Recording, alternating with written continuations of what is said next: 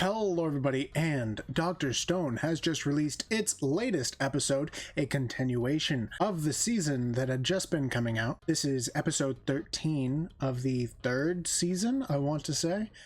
And we know what's gonna happen. It seems like Senku is running to go to South America. First, we have some backstory from Dr. Zeno's past. We start off with Stanley and Zeno, both practicing using this gun. This appears to be the first time Stanley and Zeno had ever met. So Stanley uses this gun and hits the target dead on, telling Dr. Zeno, at the time still a child, that it's not a problem with your build, it's a problem with your skill.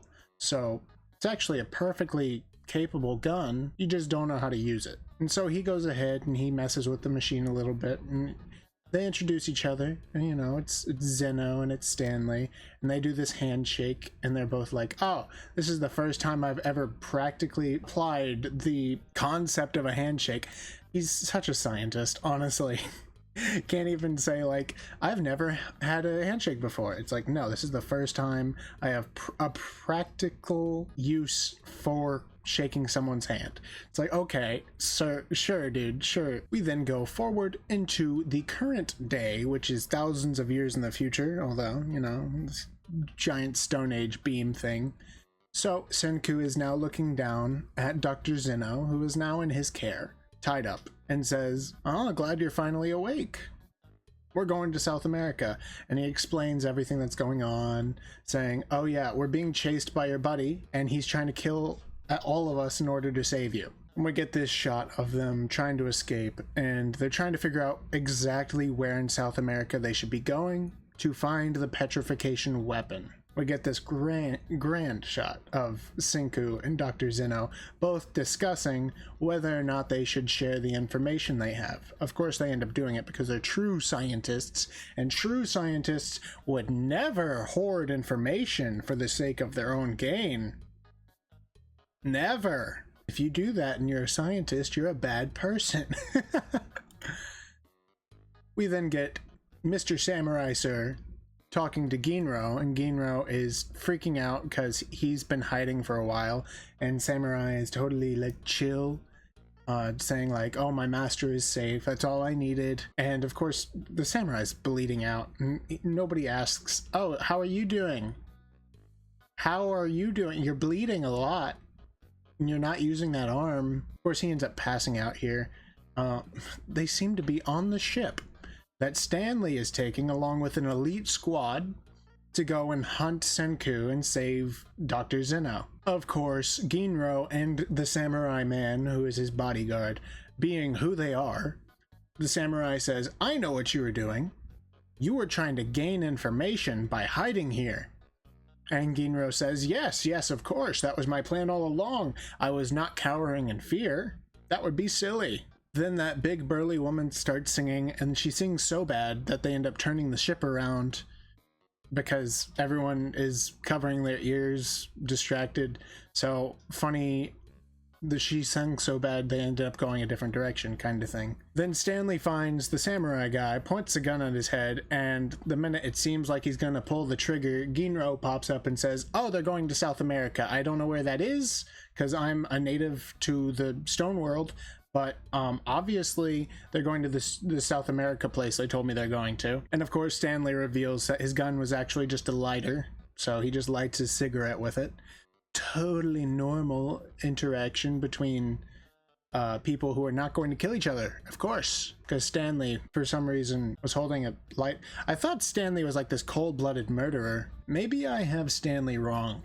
Then Senku goes ahead and shows Dr. Zeno his device that his not really father but father made, which is this record player which has his father's voice on it, and basically says, hey, we know where the petrification weapon landed. It's in South America. And that helps narrow down their search a whole lot, so they can understand how long it took for it to get to South America, to get to North America, and to get to Japan. So they use all this information in their own scientific-y ways. Of course, we get this super hard shot. I love this shot, like scientist, astronaut, scientist. Oh, it's so good. son, father, co-worker, all in the same shot. You don't get to see this very often in this show. I love every time the dad comes onto screen. Inspiring, truly. Of course, Chrome comes down eventually and says, hey, why are you guys playing with bubbles? And Zeno corrects him saying, it's not a bubble, it's the scale model representing the petrification array, which happened to cover the whole Earth. So they have this now around this globe here. They're trying to figure out how it could hit here and envelop the whole planet. They come across like the idea that it may have gone through the Earth, but they decide that's unrealistic because it would have come through the ground, and they know it came like a wave. So now they're experimenting with the idea that it was a substance and not necessarily a light. Also, lights would have gone much faster.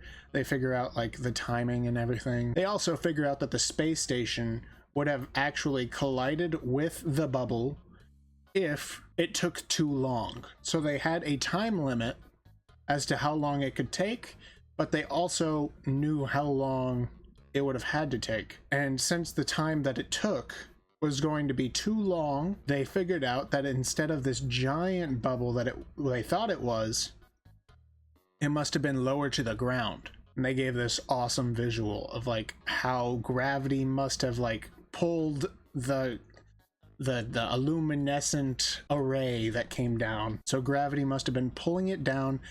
They give this big explosion particle over here. I love that. And this is a representation of how it would have covered the entire Earth. They come up with just under a minute, being 56 seconds. Chrome says something along the lines of, oh, it never slows down. So it's a solid amount of time. So we know exactly how fast the petrification beam will come. We've seen it before. Chrome does some kind of calculation.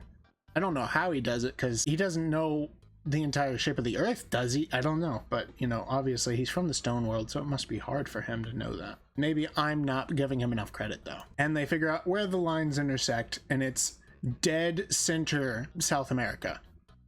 So this is just on the border of where I think Brazil is, Brazil being like this shape. I think it's been a while since I saw Brazil on a map, so don't judge me if I'm wrong, but like this is where Brazil is. I think like Venezuela's up here, so just south of like Venezuela. Chile's over here. Don't get me started on geography. I haven't studied geography since 9th grade, okay? Give me a break. Anyway, that was the 13th episode, the first episode of this new core of Dr. Stone. Go ahead and leave your thoughts in the comments. Like and subscribe if you like this kind of content. I just hit over like 1,300 subscribers. I have no idea what happened. If you're one of the new people, just go ahead and drop a hi, you know, say hello, introduce yourself, because I am currently really confused as to how that happened. Maybe tell me where you guys came from, because I'm lost. Thank you guys for all showing up. Really appreciate it. I'm gonna try to start working on a video. I do have another job, unfortunately, so it might take a while for me to do a 1,000 subscriber special, but I do appreciate all of you guys for showing up. I love you guys, and until next time, you guys have a blessed day.